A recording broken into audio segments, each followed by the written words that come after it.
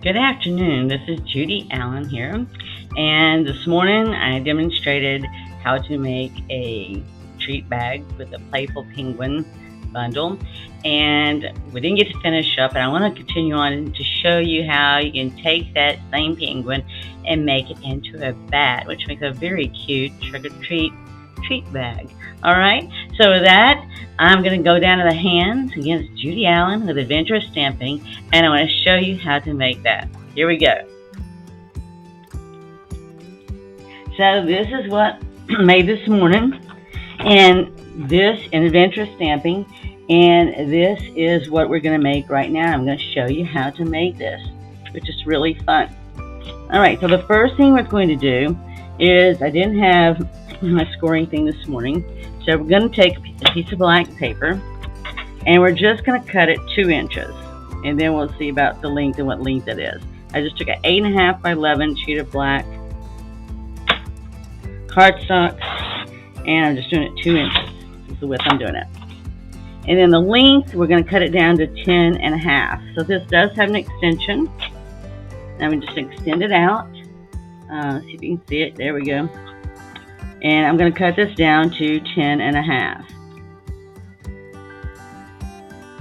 Alright, let's see if we got 10.5. Yep, okay, there we go. Alright, didn't have to cut off a lot, but still, in order to get this correct and dimensions correct, you're going to have to. So I'm just going to close this, and now we're going to score, and this is what I didn't have earlier. I had to manually do it by my hand, which it can be done. I wouldn't ever want you to think it couldn't be done.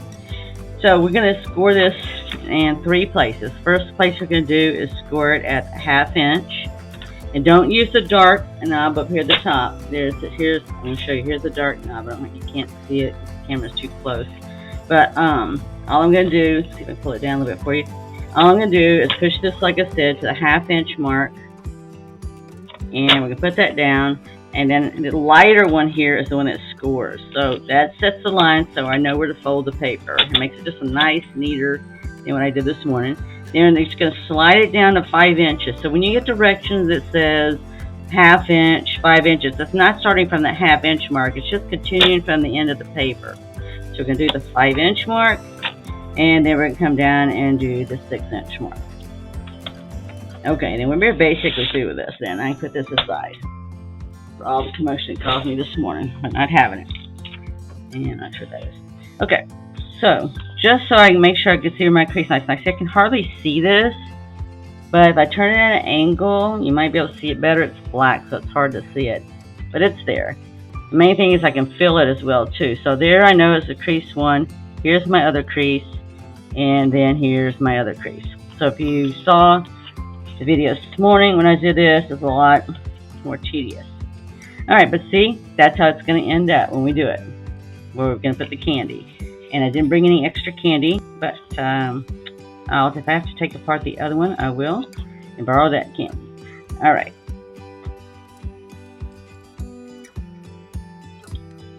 Alright, somebody just bailed me out and tossed me some candy. So, we'll just keep on continuing on. Alright, thank you for someone bailing me out. So here we go. We're going to set this aside.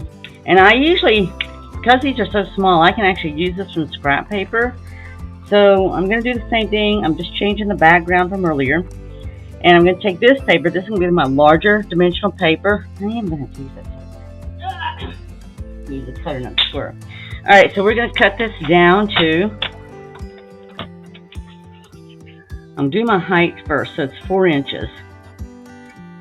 And I only need 1 3/4. So it's gonna be easier to go this other way. Let's go see if I could just do 1 3/4 down, but I really can't see it because of all the lines. I'll be close. And it's got a little arrow on it, so that allows you to see pretty much. Because here's the 1 3/4. So I'm gonna stop there. Now I already know I got my 4 inches, so I'm just gonna come and turn it here. I'll turn it this way. It'll be easier for you to see. And I'm going to come to 1 3/4, so I got it right here. And I'm just going to pick up where that mark is at, because like I said, there's the arrow on this brown one here. And I'm just going to do it down from there. Let's see. Okay, it looks like a smidgen more it needs to be, and a smidgen more it shall be. so it comes. Okay, let's see why that didn't come out. Should have. Alright, maybe I went too far. We're fixing to find out though. No big deal. It's just like a little cut there. Alright, now toss that aside. Let's make sure I got this 1 3/4. Yep. Okay, there we go. Now, next one we're going to cut again. This is just leftover scraps paper with the, get in here. Alright, we're going to cut this down to 3 3/4, and it's going to be 1.5 inch wide. And I'll just come over here because it's just a good habit for me. So I'm going to come down. So I already know this is the 1, 2, this is the 4 inch here, so here's my 3 inch right there. So I'm just going to take this down to 3, and I need, you know, it's just 3 3/4. For goodness sakes, I'm just going to cut off a little bit. Alright, so I have to size this to 4. No, I'm sorry, 3 3/4. The other was 4. So it has to be a quarter. In order to get the look and everything, you have to have everything a 1/4 inch smaller than the previous layer.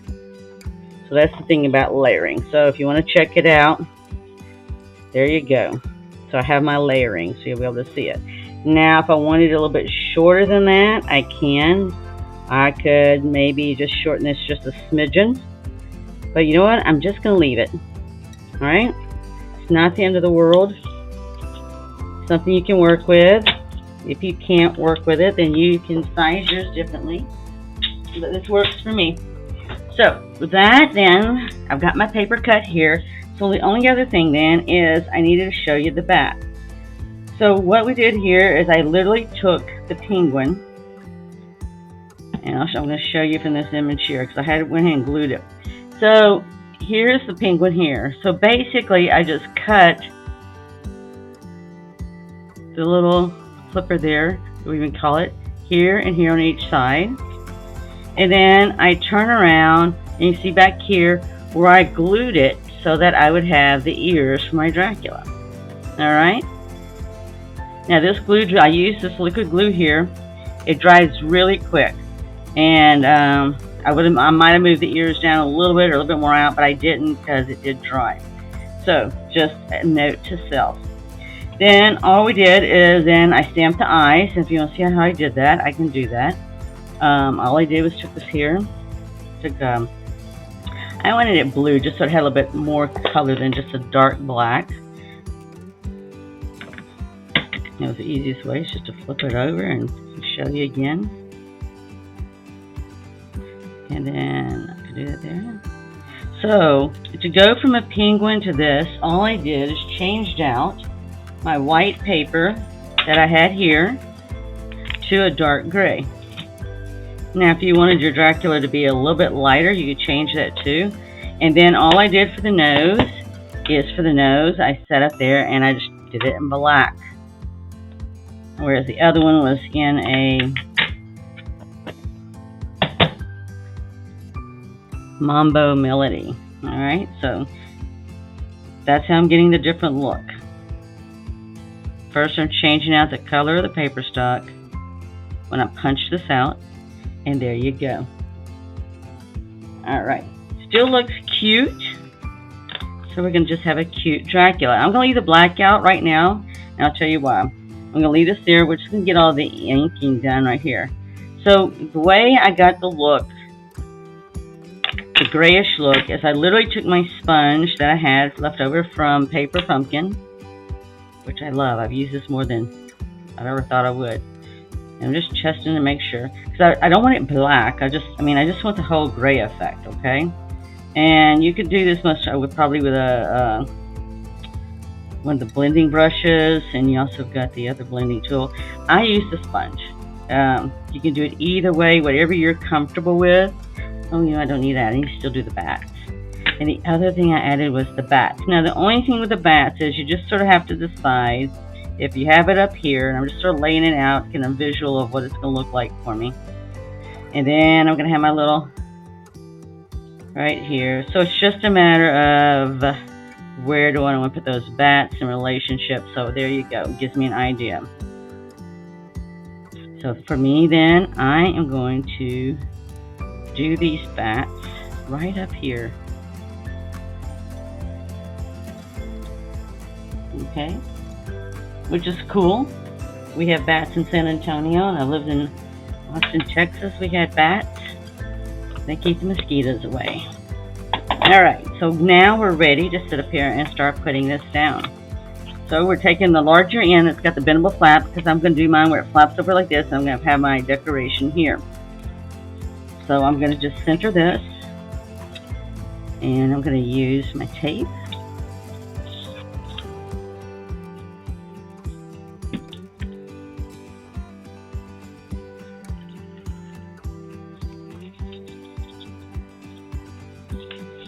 Here we go. I just didn't have time earlier because I tried to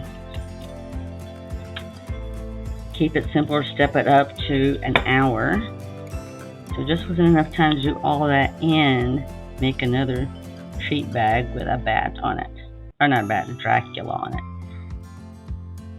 Okay, now you can put this right where you want. I leave it just a little bit down so in case whether you remake it, when you remake it, wherever you have room to put a bow, if you want to put a bow. I didn't put a bow, but you could if you wanted to, or some kind of ribbon. I have silver trim. I have silver trim. I could put silver trim. Another idea is you've got different type of punches that will sit there and give you a total look at the top. So instead of having a flap going over, you could actually cut out some kind of design at the top. That would be a punch. I didn't do that. I wanted to do it this way. We all do it differently. So it's just whatever floats your boat. For me, if I make 10 of these for the trick-or-treaters coming around, I might decide that I am going to sit there and do that differently. And go ahead and add some ribbon. But we'll see. I have time. It's not... And you're not seeing this incorrectly. I sat there and stamped on both sides. I went ahead and flipped it over and stamped on the other side just to show you how I did it. For demonstration purposes, right? Okay, so I'm going to put this on with dimensionals. And then I'm going to turn around and then put our cute little Dracula on it as well, too.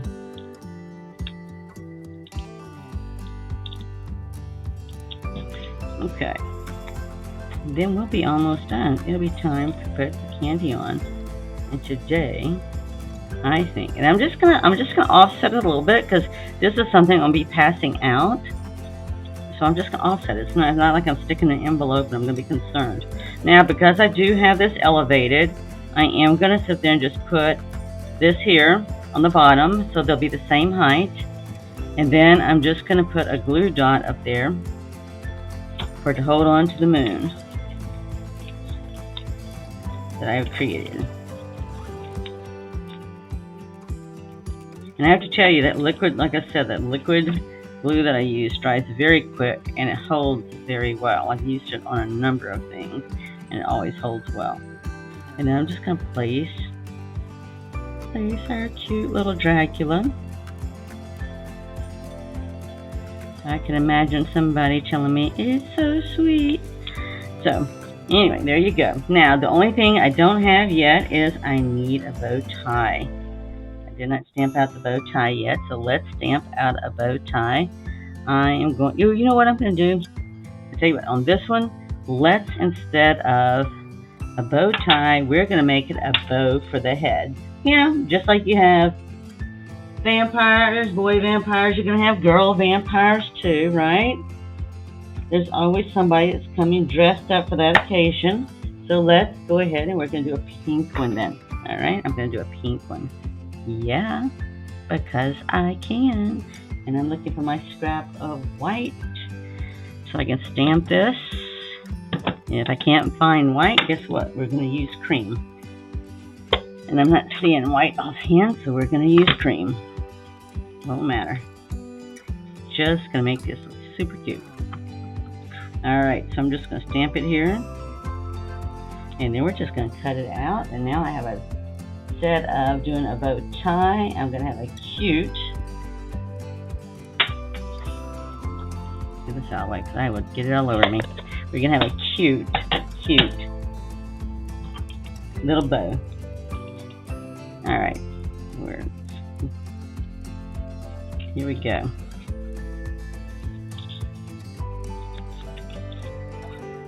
We're trying to keep us 15 to 20 minutes and be done.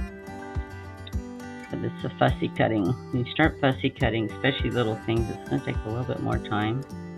But really and truly, this is it, because from here, all we have is to sit up there and put the candy in here, and we are done. You know, and the more you do these, the quicker you get at it. So, alright, we're just going to put a little miniature glue dot here on the bow. You know, I'm going to cut it in half because I know that's not going to fit in there unless I do that. Alright, I'm just going to see if I can center that. If I can center it, then I'm just going to put it in the center.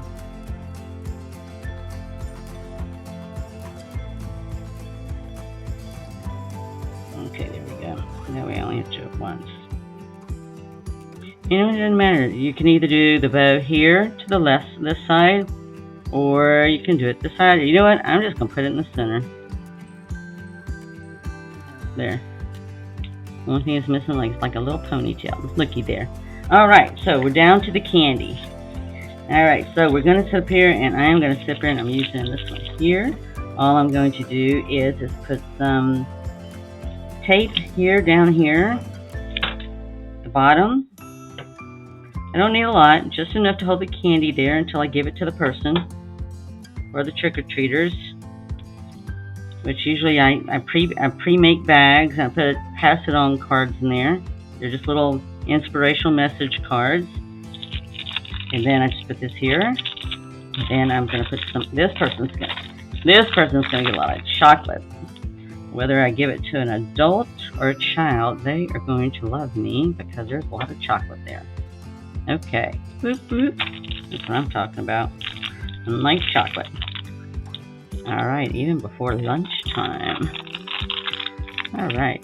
So I'm just going to sit there and put this right here. And then all I need left here is I just need to put some tape here.